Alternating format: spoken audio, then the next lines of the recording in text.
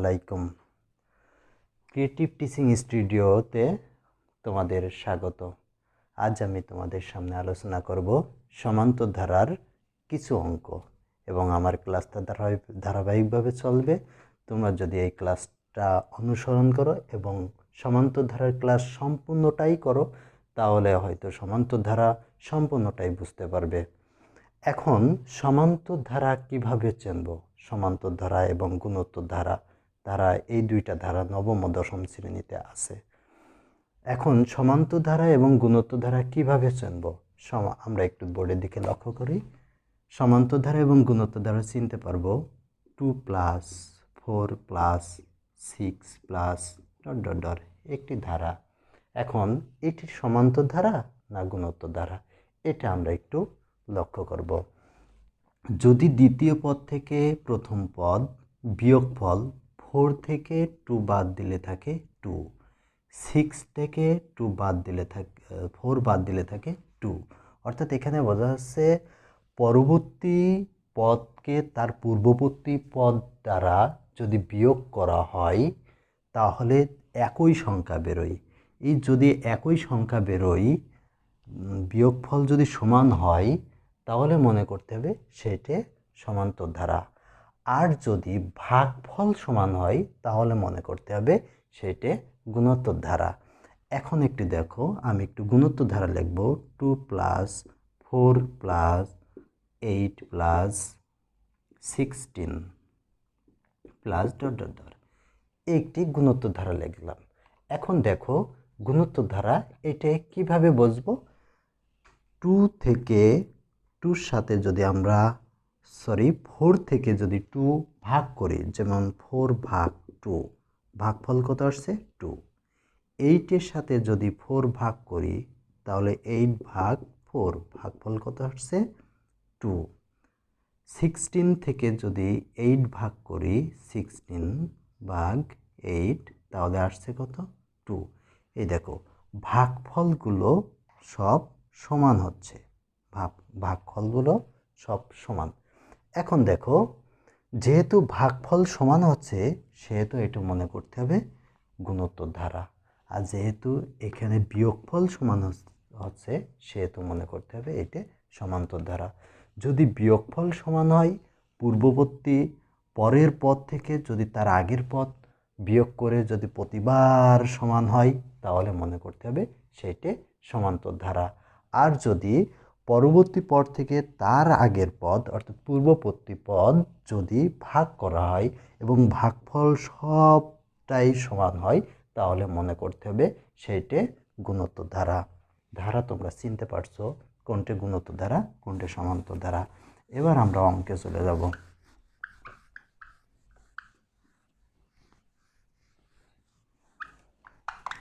সুপ্রিয় শিক্ষার্থী, আমাদের এই ক্লাসটা ধারাবাহিকভাবে চলবে। তোমাদের নবম ও দশম শ্রেণীর সম্পূর্ণ ক্লাস হবে, অর্থাৎ প্রথম অধ্যায় থেকে একদম বইয়ের শেষ অধ্যায় পর্যন্ত। আজ আমি ধারার অধ্যায় দিয়ে অর্থাৎ 13 অধ্যায় দিয়ে শুরু করলাম। প্রতিনিয়তই ক্লাস হবে। বইয়ের যত অঙ্ক আছে প্রতিটা অঙ্কই আমি ক্লাসের মাধ্যমে তোমাদের বুঝাইয়ে দেব। তোমরা যদি বুঝতে না পারো তাহলে আমার ইউটিউব চ্যানেলে কমেন্টের মাধ্যমে জানিয়ে দিতে পারো। পরবর্তী ক্লাসে আমি ওই জিনিসটাই তোমাদের বুঝিয়ে দিতে পারবো। প্রথমে 5 নম্বর অঙ্কটা আমরা করব। 5 নম্বর অঙ্কটা পড়ি কি বলছে। 2 - 5 - 12 - 19 - ... ধারাটির সাধারণ অন্তর এবং 12তম পদ নির্ণয় করো। এখানে দুইটা প্রশ্ন করেছে, একটা সাধারণ অন্তর বের করতে বলছে আর একটা 12তম পদ নির্ণয় করতে বলছে, অর্থাৎ দুইটা প্রশ্ন করেছে। এখন আমরা দুইটা প্রশ্নেরই উত্তর বের করব। ধারাটির প্রথম পদ মনে করি ধারাটির প্রথম পদ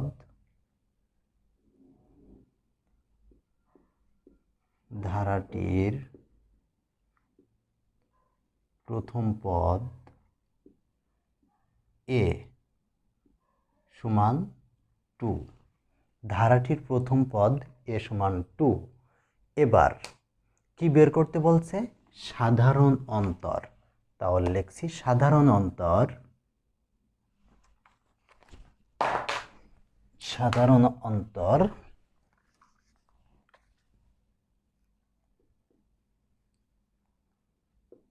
সাধারণ অন্তর। আচ্ছা, সাধারণ অন্তরটা বের করব কিভাবে? সাধারণ অন্তর ডি ধরে নিই, প্রথম পদ এ ধরে নেওয়া হয়, সাধারণ অন্তর ডি ধরে নেওয়া হয়। সমান্তর ধারার ক্ষেত্রে সাধারণ অন্তর বের করতে হয় এবং গুণোত্তর ধারার ক্ষেত্রে সাধারণ অনুপাত বের করতে হয়।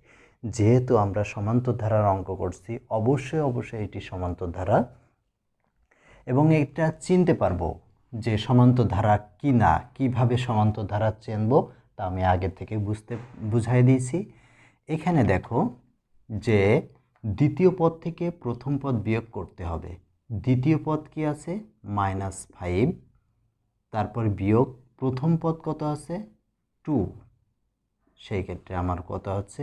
মাইনাসে মাইনাসে প্লাস, 5 + 2 7, -7। সাধারণ অন্তর বেড়ে গেছে আমাদের। তাহলে এবার পরবর্তীটুক বের করব এবং 12তম পদ নির্ণয় করো। তো এটি একটি সমান্তর ধারা লিখব, এটি একটি সমান্তর ধারা। সমান্তর ধারাটা বুঝবো কিভাবে? যেহেতু এখান থেকে এটি বিয়োগফল আমরা বের করলাম যে দ্বিতীয় পদ থেকে প্রথম পদ বিয়োগ -7, আর তৃতীয় পদ থেকে যদি দ্বিতীয় পদ বের করি আর সেটার মান যদি -7 বেরোয়, তাহলে মনে করতে হবে এটি সমান্তর ধারা। এটুকু হচ্ছে অঙ্কের অংশ। আর এখন বোঝানোর জন্য একটু আমি বলে দিচ্ছি করছি, তৃতীয় পদটা কত আছে সমান্তর ধারা বোঝার জন্য। তৃতীয় পদটা -12 থেকে দ্বিতীয় পদ বিয়োগ করতে হবে, বিয়োগ দ্বিতীয় পদটা আছে -5। তাহলে এই যে দুটো চিহ্ন এক জায়গায় বসে না, দুটো চিহ্ন যদি বসাইতে হয় অবশ্যই ব্র্যাকেট চিহ্ন দিতে হয়।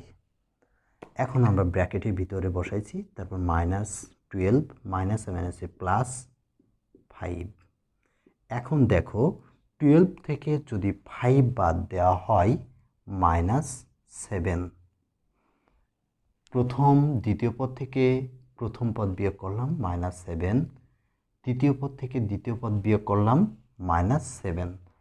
তাহলে এখন দেখো যেহেতু দুইটাই আমাদের -7 বেরোচ্ছে, তাহলে আমরা ধরে নিতে পারি এইটা সমান্তর ধারা। এখন সমান্তর ধারা এটি লিখতে হবে যে এটি একটি সমান্তর ধারা, এটি একটি সমান্তর ধারা।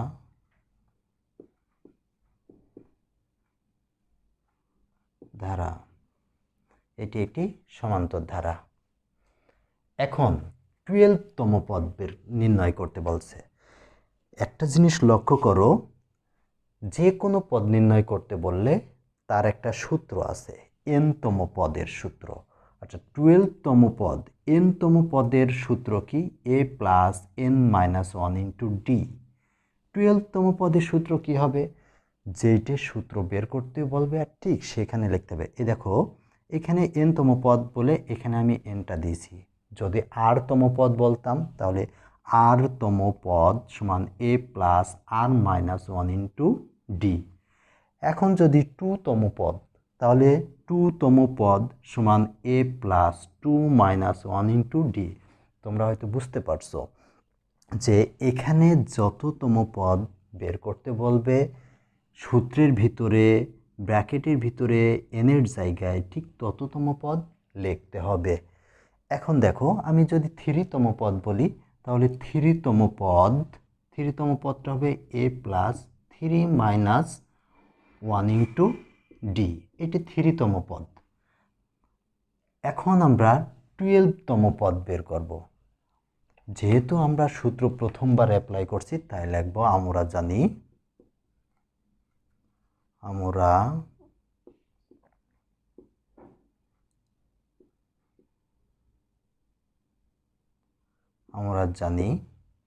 এনতম পদ।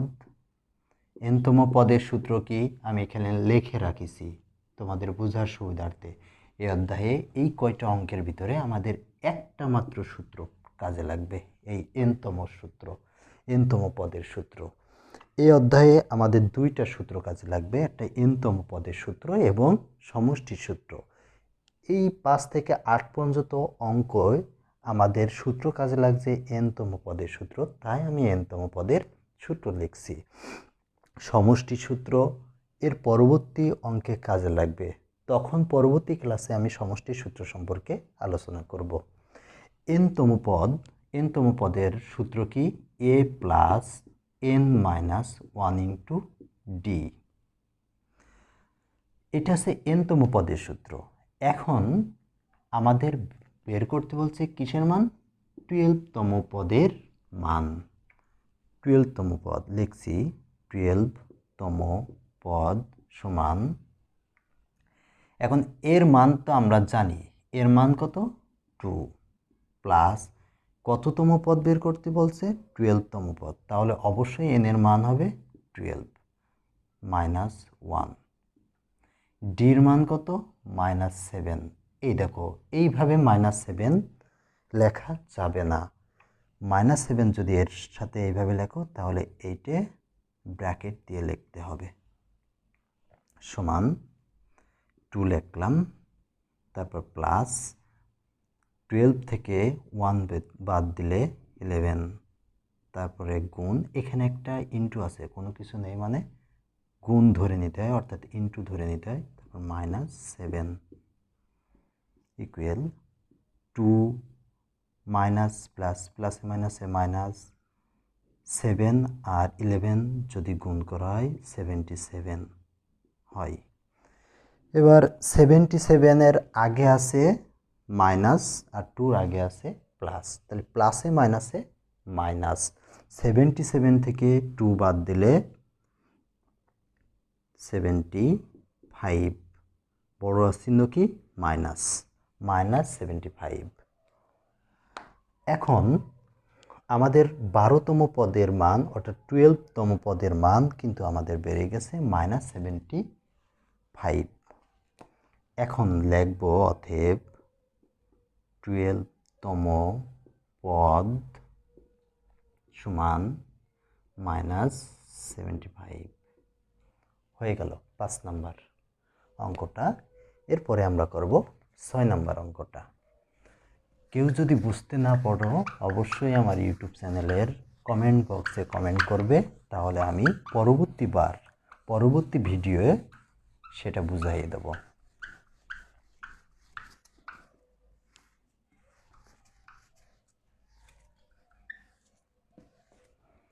ছয় নম্বর অঙ্কটা করব এখন। 6 নম্বরে কি বের করতে বলছে আমরা একটু পড়ে দেখি। 8 প্লাস 11 প্লাস 14 প্লাস 17 প্লাস ... ধারাটির কোন পদ 392? এখন আগের বার বের করতে বলছিল 12তম পদটা নির্ণয় করো, আর এখন বের করতে বলছে কোন পদ 392। 12তম পদ যে উত্তরটা বেরোইল ঠিক সেইটা দিয়ে দিয়েছে, অর্থাৎ 75 বেরোইল। ওই 75 কততম পদ? কোন পদ 75? 12তম পদ 75, এখানে সেই উত্তরটা দিয়েছে, আমাদের সেই মানটা বের করতে হবে। কিছুটা ভিন্ন আছে, তবে একই রকম ধরা যায়। 6 নম্বর, তো এটা কোন ধারা? সমান্তর ধারা না গুণোত্তর ধারা? এটা আমরা একটুখানি বুঝে নেব। 8 প্লাস 11 প্লাস 14 প্লাস 17, 11 থেকে যদি 8 বিয়োগ করা হয়, অর্থাৎ দ্বিতীয় পদ থেকে যদি প্রথম পদ বিয়োগ করি তাহলে কত হয়? 3। এবার তৃতীয় পদ থেকে যদি দ্বিতীয় পদ বিয়োগ করি, 14 থেকে 11 বাদ দিলে থাকে 3, 17 থেকে 14 বাদ দিলে থাকে 3। বারবার বিয়োগ করলে একই ফলাফল বিয়োগফলটা একই পাচ্ছি। এতে আমরা বুঝতে পারছি যে এটি একটি সমান্তর ধারা। তাই আমরা লিখব যে এটি একটি সমান্তর ধারা, এটি একটি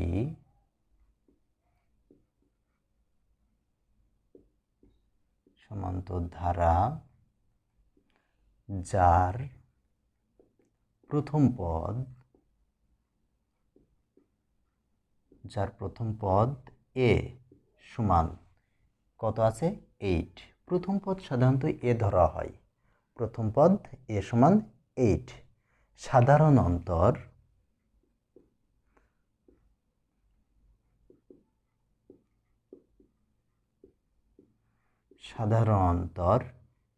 ডি সমান, সাধারণ অন্তর কিভাবে বের করতে হয়? সাধারণ অন্তর বের করার নিয়ম, দ্বিতীয় পদ থেকে প্রথম পদ বিয়োগ করতে হয়।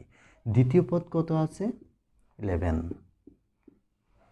মাইনাস প্রথম পদ 8, 11 থেকে 8 বাদ দিলে থাকে 3। এখন আমাদের কোনটা বের করতে বলছে? ধারাটির কোন পদ 392। এখন আমরা ধরতেই পারি যে মনে করি n-তম পদ, ধারাটির n-তম পদ 392। মনে করি, লিখছি মনে করি ধারাটির n-তম পদ সমান 392। এটা হচ্ছে n-তম পদ। n-তম পদের মানটা দিয়ে দিয়েছে। এখন এই n-তম পদের সূত্র তো আমরা জানি, এই n-তম পদের সূত্র a plus n minus 1 into D. এখন আমরা লিখছি, এখান থেকেই করা যায়। আবার যদি কেউ শর্তমতে দিয়ে অঙ্কটা করে তাহলেও করা যায়, সেই ক্ষেত্রে আমি শর্তমতে দিয়েই করি। শর্তমতে এই যে n-তম পদের সূত্র কি?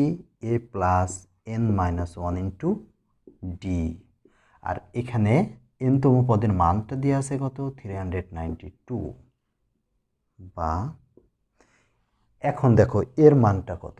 এর মানটা আছে 8, সবগুলো মান বসিয়ে দিছি। প্লাস n এর মানটা আমরা জানি না, n এর মানটা বের করতে হবে। n মাইনাস 1 রেখে দিলাম, ডি এর মানটা কত? 3 সমান 392। এরপর দেখো যে বা 8 বসালাম। ক্যালকুলেশন এক একজন এক এক রকম করে, তোমাদের মতন তোমরা করতে পারো। আমি একটা ক্যালকুলেশন করে দিছি, সেটা দেখো। 8 প্লাস 3-র সাথে n গুণ করলে 3n, তারপরে মাইনাস 3-র সাথে 1 গুণ করলে 3 সমান 392। বা এখানে 8 আছে, এখানে 3 আছে, 8 থেকে 8-এর আগে আছে প্লাস, 3-এর আগে আছে মাইনাস। 8 থেকে যদি আমাদের 3 বাদ দেওয়া হয় তাহলে থাকে 5,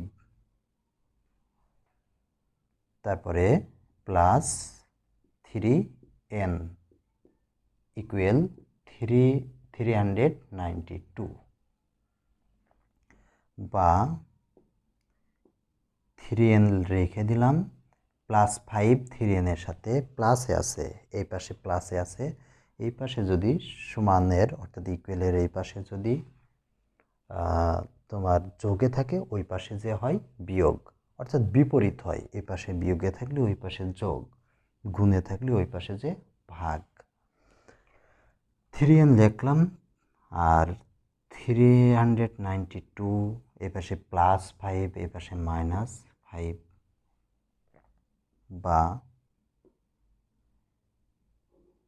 3n সমান, এখন 392 থেকে যদি 5 বাদ দেওয়া হয়, 5 আর কত দিলে 12 হয়, তাহলে এখানে 7 দিলে হাতে আছে 1, 1 থেকে 9 বাদ দিলে 8, আর এখানে থাকে 3। 387।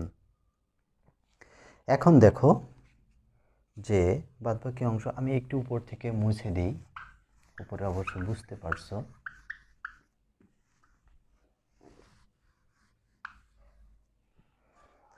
এখন বা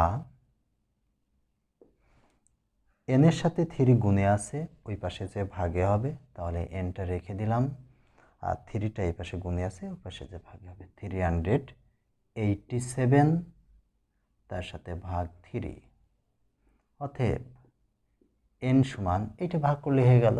তাহলে এটা ভাগ করলে হয় 3 × 3, 3 দুগুণে 6, 7 8 2, তাহলে 27, 3 নং 27, অর্থাৎ 129। এটা আছে nতম পদ। এখানে বলছে ধারাটির কোন পদ 392, তাহলে ধারাটির 129তম পদ আছে 392। এই কথাটা আমরা লিখতে পারি, লিখছি অতএব ধারাটির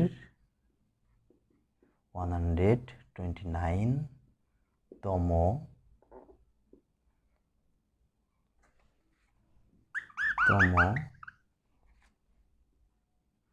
পদ 392। এই ছিল আমাদের 6 নম্বর অঙ্কটা। আশা করি তোমরা সবাই 6 নম্বর অঙ্কটা বুঝতে পারছো। এরপরে আমরা 7 নম্বর অঙ্কটা করব।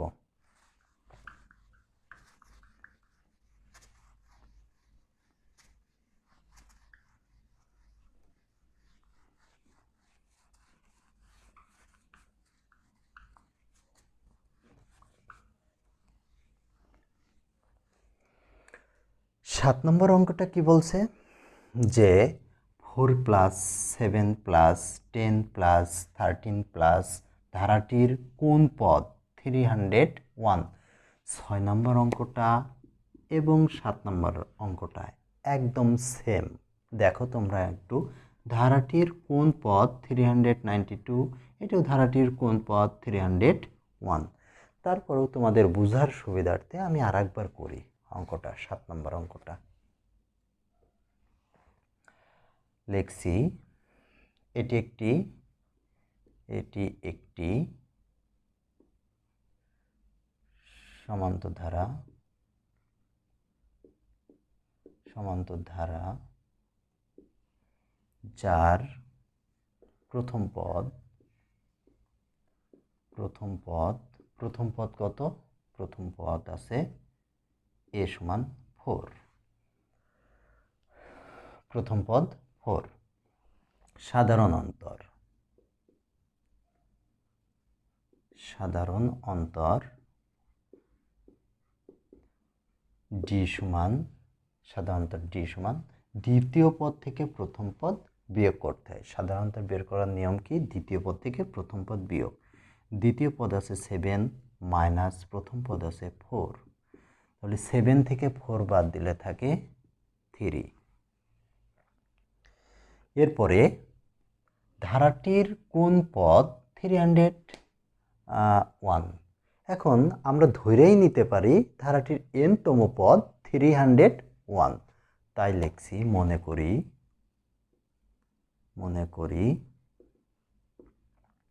ধারাটির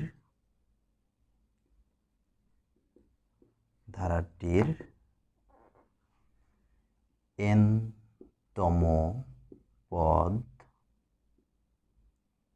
সমান 301। এই nতম পদের একটা সূত্র আছে, সেই সূত্রটা এখন বসাবো। শর্ত মতে nতম পদের সূত্র আমি এখানে লিখে রাখিছি, a + n - 1 * d সমান, এই যে nতম পদের সূত্র, আর nতম পদের মান কত দিয়েছে? 301। বা এখন আমরা মান বসিয়ে দেব। এর মানটা কত আছে? 4। এর মানটা আছে a = 4 প্লাস n - 1 রেখে দিলাম, ডির মান আছে 3 সমান 301। বা 4 প্লাস 3-র সাথে n গুণ করলে 3n মাইনাস 3-র সাথে 1 গুণ করলে 3 সমান 301। এখন দেখো বা এখানে আছে +4, এখানে আছে -3, 4 থেকে 3 বাদ দিলে হয় 1 প্লাস 3n সমান 301 বা 3n লিখলাম সমান 301। এবার সে +1 অবশ্যই এই পাশ থেকে ওই পাশে ইকুয়ালের ওই পাশে গেলে -1 হয়ে যায়, -1 বা 3n সমান 300, 301 থেকে 1 বাদ দিলে থাকে 300। এখন এখানে 3 গুণে আছে, n এর সাথে গুণে আছে, ওই পাশে যে ভাগ হবে, তাহলে বা n সমান 300, তার সাথে যদি আমি 3 ভাগ করি তাহলে বেরোয় n সমান 300-কে 3 দিয়ে ভাগ করলে 100। এই হচ্ছে n এর মান। তাহলে আমরা সহজে এখানে লিখতে পারি কি যে 100তম পদ 301, কথাটা এখানে লিখতে হবে। আমি একটু মুছে দিই, মুছে এখানে লিখে দিই। অতএব 100তম পদ 301, এটাই উত্তর। 7 নম্বর আমরা শেষ করলাম, আশা করি বুঝতে পারছো। এখন 8 নম্বর আমরা শুরু করব।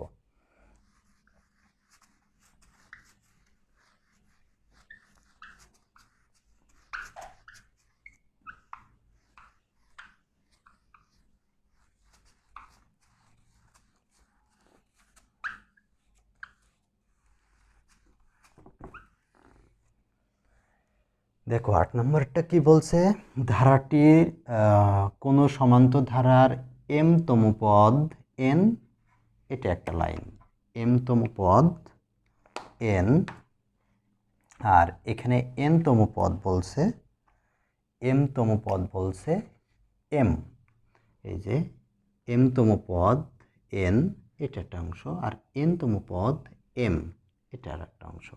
আমাদের বের করতে বলছে কি m-তম পদ, m প্লাস n-তম পদ কত, এটা আমাদের বের করতে বলছে।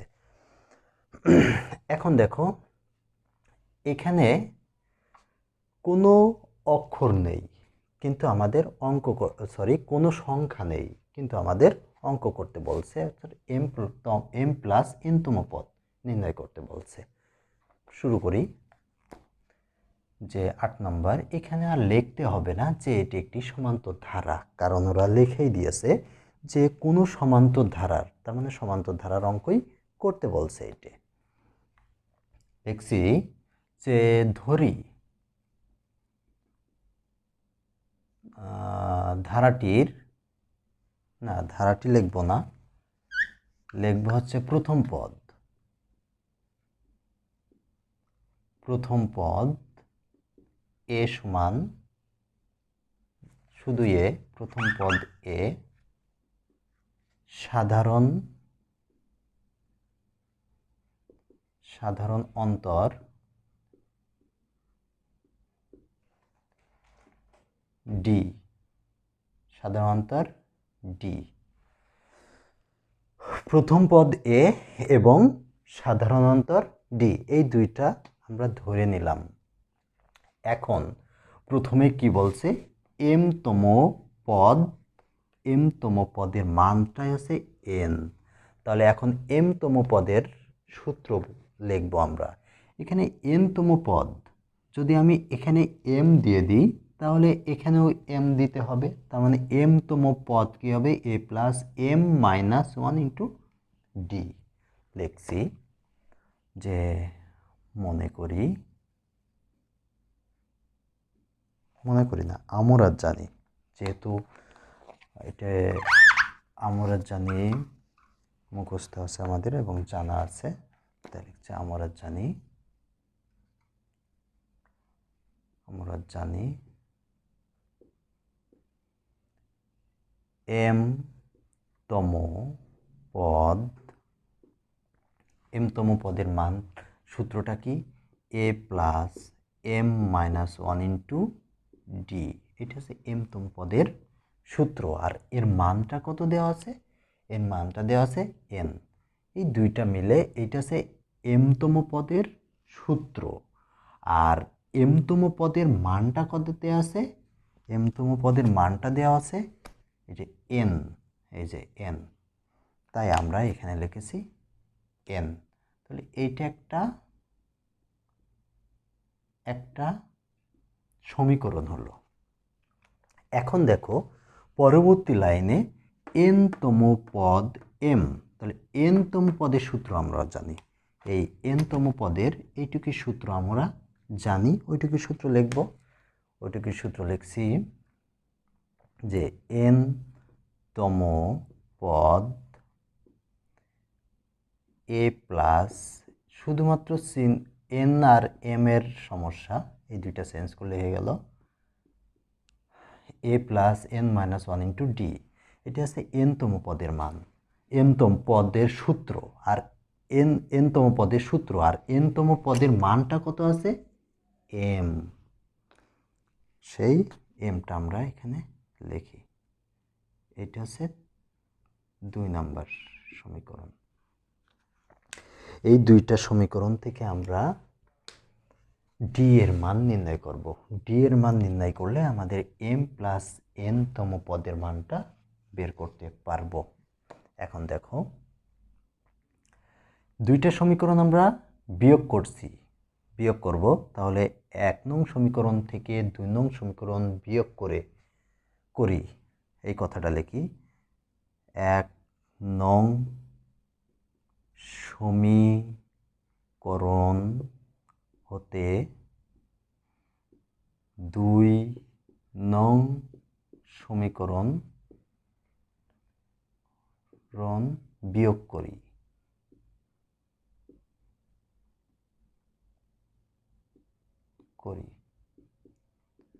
লিখলাম।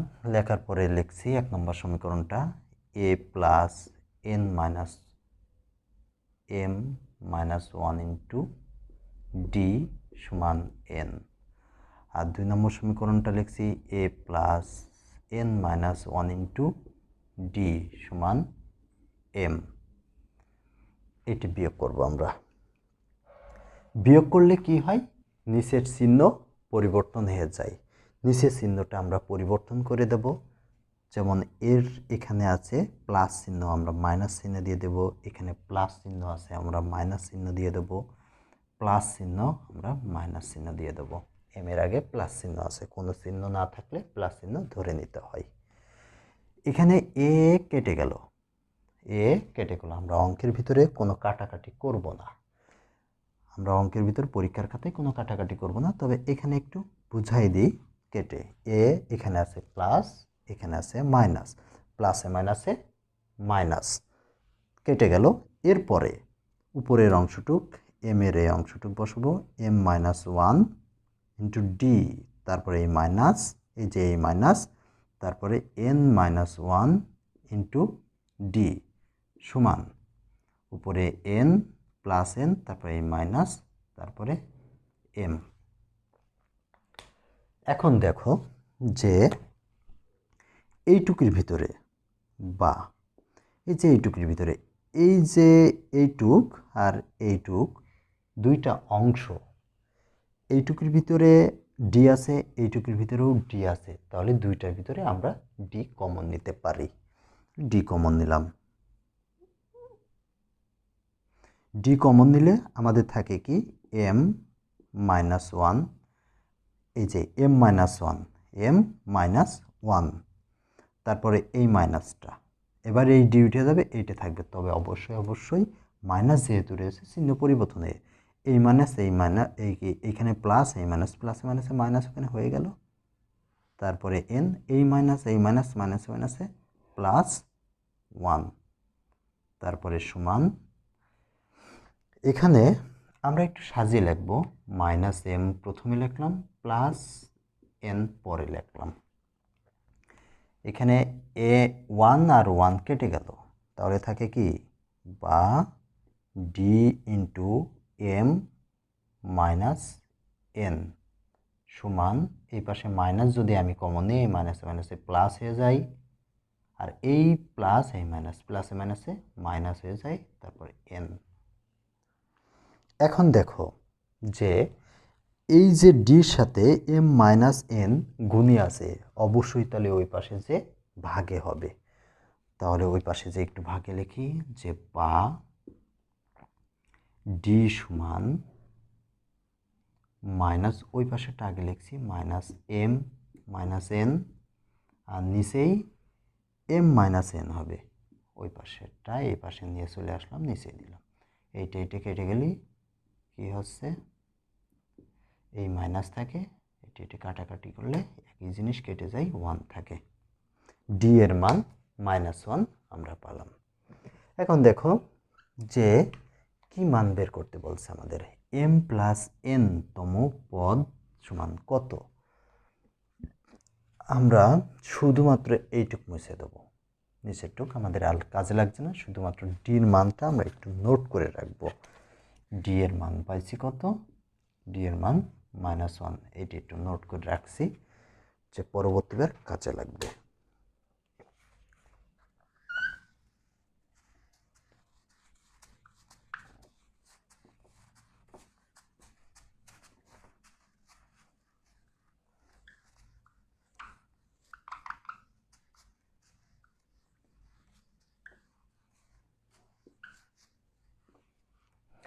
দেখো ডি এর মান একটা কাজে লাগবে। এবার লিখছি যে এম প্লাস এন তম পদ, যদি এন তম পদ এইটা হতে পারে এবং এম তম পদ A plus M -1 into D হতে পারে, তাহলে এম প্লাস এন তম পদ A plus M plus N -1 into D হতে পারে নিঃসন্দেহে। তারপরে এ লিখলাম, তারপর প্লাস ডি, ডি দিয়ে প্রত্যেকটার গুণ করে দিলাম। এখানে বিভিন্ন রকম করা যায়, তো আমি সহজ সিস্টেমটা একটু বুঝিয়ে দিছি, যদি একটু 2 লাইন বড় হবে। ডির সাথে যদি এম এর গুণ করি তাহলে এম ডি, তারপর প্লাস ডির সাথে যদি এন গুণ করি এন ডি, তারপর ডির সাথে যদি 1 গুণ করি মাইনাস ডি হয়। এখন যে কোনো একটা সমীকরণের সাথে আমরা মিল করার চেষ্টা করব, হয় 1 নম্বর সমীকরণের সাথে, নাহলে 2 নম্বর সমীকরণের সাথে, যে কোনো একটা মিল করলেই হবে। আমি 1 নম্বর সমীকরণের সাথে একটু মিল করি, এ প্লাস এম ডি, এই যে A plus M D minus D plus N D, একটু সাজিয়ে লিখলাম কীভাবে, যে এইটুক লিখেছি, তারপরে এইটুক লিখেছি, এই যে তারপরে যে এইটুক লিখেছি, এই যে এইটুক। এখন দেখো যে সমান এ লিখলাম, তারপর প্লাস এই যে এর ভিতরেও ডি আছে, এইটুকের ভিতর থেকে এর ভিতরেও ডি আছে, এর ভিতরেও ডি আছে, ডি কমন নিলাম, তাহলে থাকে এম -1 ইন্টু ডি। এই যে ডি কমন নিলাম, এখান থেকে ডি উঠে গেল, থাকে এম, তারপর মাইনাস, এখান থেকে ডি উঠে গেল, 1 থাকে, তারপরে এই যে ডি কমন নিলাম, তারপর প্লাস এন ডি। এখন দেখো এই যে A plus M -1 into D এর মান কত, এ প্লাস এম -1 ইন্টু ডি এর মান হচ্ছে এন, ওই সেই এনটা এখানে বসালাম, তারপর প্লাস এন বসালাম, এই যে এন। এখন ডি এর মান কত, ডি এর মান আমরা নোট করে রাখলাম, এই যে ডি এর মান নোট করা আছে -1, ডি সমান এন প্লাস এই মাইনাস, এখানে প্লাস, প্লাসে মাইনাসে মাইনাস এন, ওকে এন, এন কেটে দিলাম, থাকে 0। এম প্লাস এন তম পদ হচ্ছে 0। এখন আমরা একটু লিখে দেব, পাশে সাইডে লিখে দেব, এই যে এখানে আমরা যেহেতু A plus N minus M -1 into D সমান এন, এটা লিখে দেব, তাহলে সুবিধা হচ্ছে এক্সামিনার যখন খাতা দেখবে তখন এই লাইন দেখেই বুঝতে পারবে যে ওই সমীকরণ থেকে এখানে আনা হয়েছে। এই ছিল 8 নম্বর অঙ্ক। সুপ্রিয় শিক্ষার্থী, আজ 4টা অঙ্ক করলাম। এইভাবে ধারাবাহিকভাবে এই অধ্যায়ের এবং পরবর্তী অধ্যায়ের অঙ্ক শেষ হবে। এইভাবে তোমাদের নবম ও দশম শ্রেণীর সম্পূর্ণই অঙ্কই শেষ হবে। তোমরা যদি আমার সাথে থাকো অবশ্যই প্রতিটা অঙ্ক খুব সুন্দর করে বুঝতে পারবে। আর আমার সাথে থাকার জন্য আমার একটা ইউটিউব চ্যানেল আছে ক্রিয়েটিভ টিচিং স্টুডিও, এটে সাবস্ক্রাইব করে রাখতে হবে এবং বেল বাটনে টিপ মেরে রাখতে হবে। তাহলে অবশ্যই প্রতিদিনকার ক্লাস প্রতিদিন তোমরা পেয়ে যাবে। আমার ক্লাস যদি ভালো লাগে হয়তো এক সময় সাবস্ক্রাইব তোমরা নিজের মনের ভুলেই সাবস্ক্রাইব করে ফেলবে। আর যদি ভালো না লাগে তাহলে সাবস্ক্রাইব করার দরকার নেই। আশা করি আমার ক্লাসটা ভালো লাগবে এবং নতুন কিছু শিখতে পারবে। এই বলে আজকে আমার ক্লাস এখানেই শেষ করছি। পরবর্তী ক্লাসের জন্য অপেক্ষায় থাকো ইনশাল্লাহ। আসসালামু আলাইকুম।